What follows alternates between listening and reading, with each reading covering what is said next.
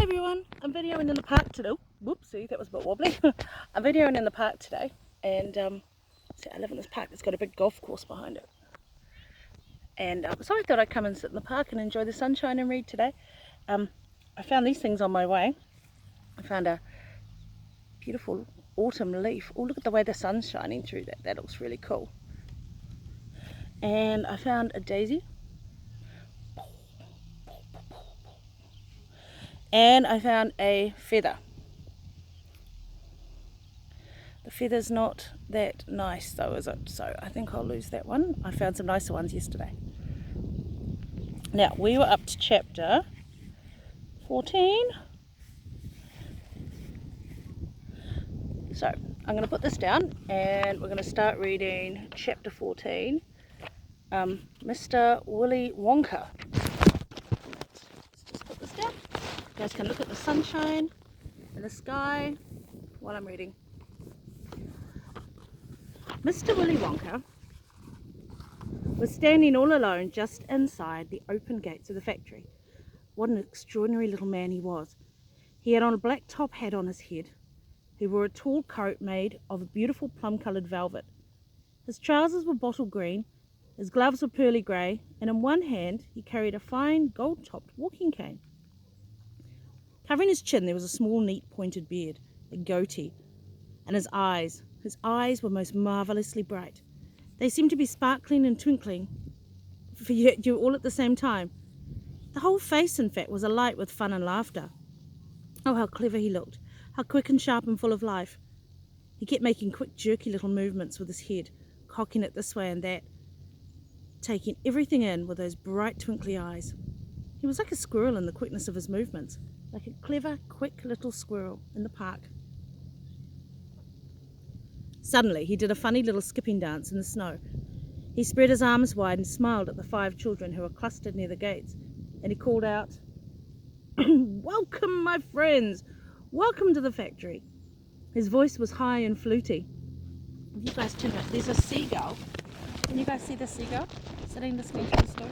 Hello, seagull. You can watch the seagull. "Welcome, my little friends. Welcome to the factory." His voice was high and fluty. "Will you come forward at once, please?" he called out, "and bring your parents. Then show me your golden ticket and give me your name. Who's first?" The big fat boy stepped up. "I am Augustus Gloop," he said. "Augustus," cried Mr Wonka, seizing his hand and pumping it up and down with terrific force. "My dear boy, how good to see you. Delighted, charmed, overjoyed to have you with us. And these are your parents. How nice. Come in, that's right. Step through the gates."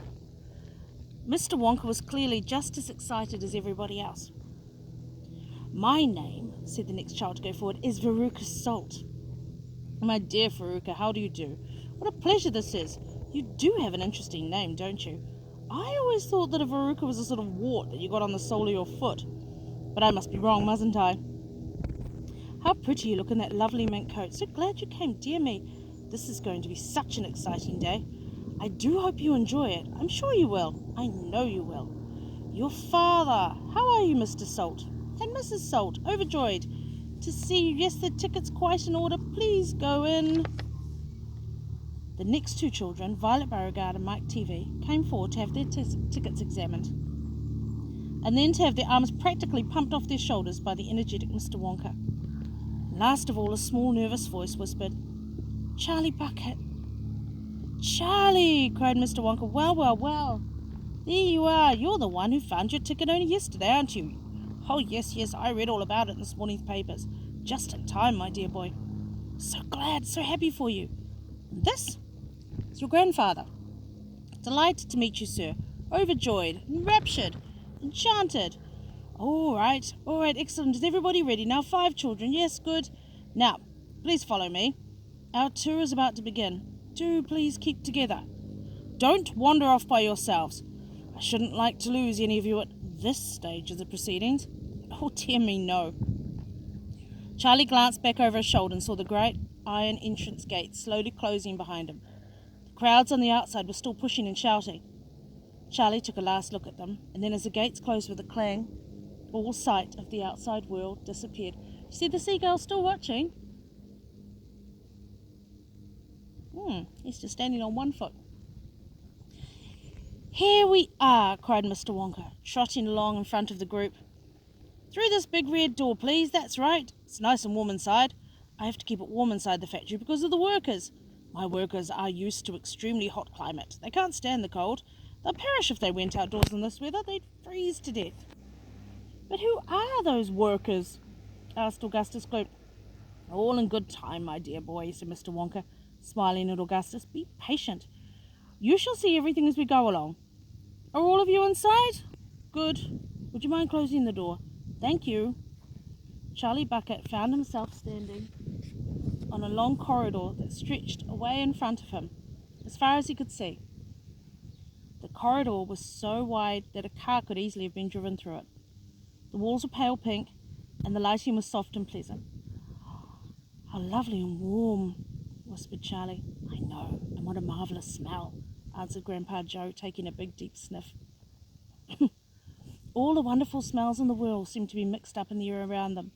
The smell of roasting coffee, burnt sugar and melting chocolate, mint, violets, crushed hazelnuts, apple blossom, caramel, lemon peel. And far away in the distance, from the heart of the great factory, came the muffled roar of energy, as though some monstrous giant machine was spinning its wheels at a breakneck speed. Excuse me.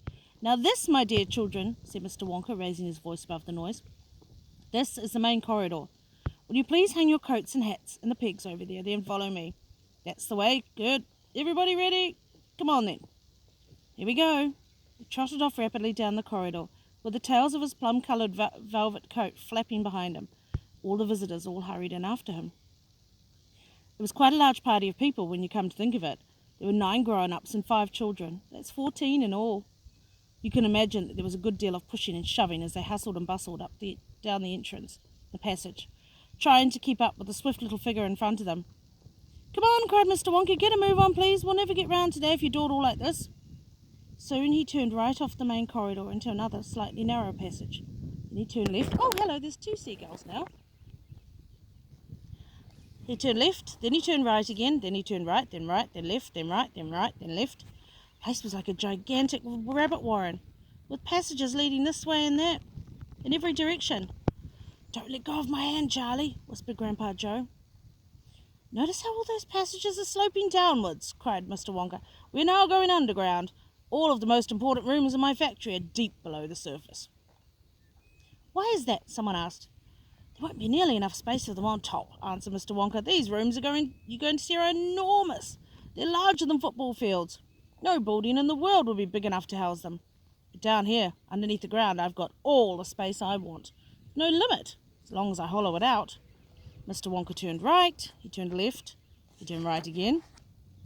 The passages were sloping steeper and steeper downhill now, and then suddenly Mr. Wonka stopped, and in front of them there was a shiny metal door. The party crowded around. On the door were the large letters that said, "The Chocolate Room."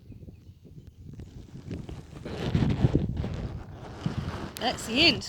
Next chapter's called The Chocolate Room. Oh man, I bet you guys would like to go to the chocolate room. Okay, so it's bye from me, and bye from the seagulls and the park. Catch you tomorrow. Ka kit down, no. Go and enjoy the sunshine. It's lovely out here.